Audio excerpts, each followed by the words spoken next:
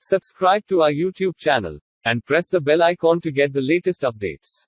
So I want you to tell me one big mistake that you made and what was the lesson learned, and also tell me a success and what it taught you. So the biggest mistake, right?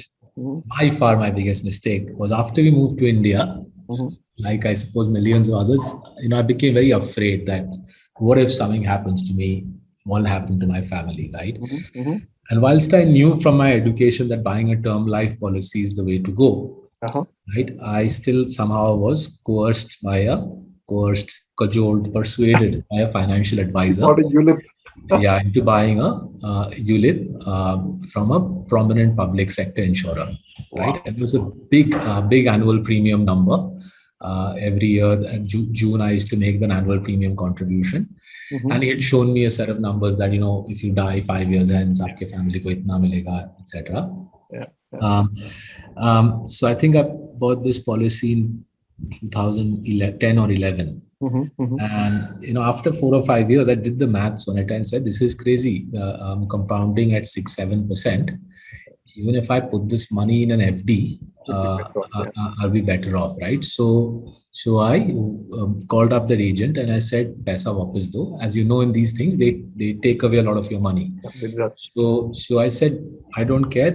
Whatever you want to take, you take. Rest of it, return it," right? And I lost lots of money in that, but thank God I took it out and invested that money in Marcellus's consistent compounder. So that was the biggest mistake. Because of my education and because of my proclivities towards equity investing, whatever successes I've had have been around equity investing. Some of it is the stuff that I've written about in Diamonds in the Dust or in Coffee Can Investing.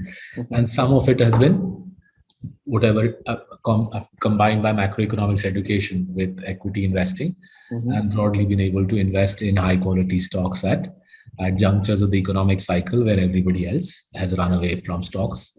But the disaster was that ULIP sold by a public sector insurer. So, at the time when you were sold a ULIP, I used to run another division of this company called Personal FM, which was basically meeting people one-on-one and telling them how to manage their money. And we had branches across the country, not many, a few, but across 7-8 cities. And you travel and meet people. And it was shocking at the number of people who had been sold ULIPs, who didn't even have a clue that where they had, money had gone. Yeah. And I even found some very old people in ULIPs. Which they would have never made money, and they were paying those high commission fees. I have some crazy number they were paying, and it's just a very sad episode. And all along, Warren Buffett's been shouting from the rooftops. Warren Buffett's a hero over here, right? Everyone's read him, everyone covers him, but yet people fall for the big numbers that are shown on that. Yeah, so I think what they cleverly did, and in retrospect, I also learned from that sales pitch that the advisor sold me security, an assurance of security.